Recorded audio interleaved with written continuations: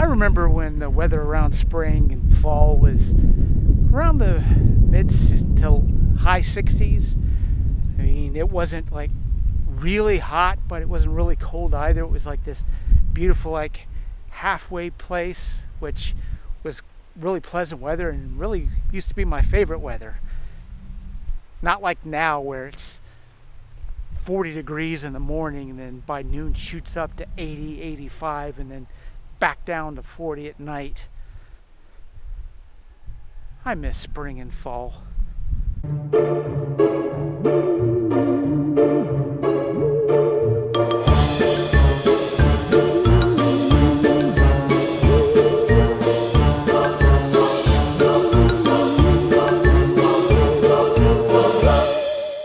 So I figured I'd come out for a little bit and enjoy this decently nice weather while I still had it available to me.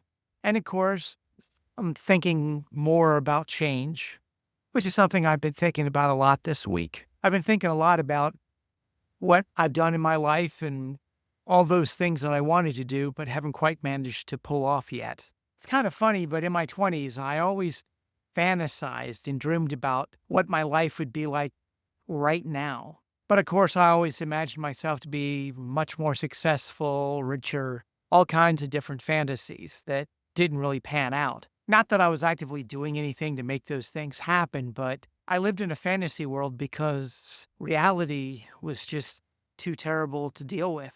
But all that ever got me was a well exercised imagination and precious little else. And it's rather painful to realize that some of the best memories that I have about my life and even some of the best parts of some relationships that I was in were all just in my head. And all because real life didn't seem worth it.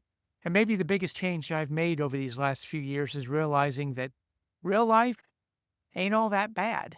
And although real life isn't often as exciting or opulent as my imaginary life was, sometimes, if you let it, real life will exceed even your wildest imagination.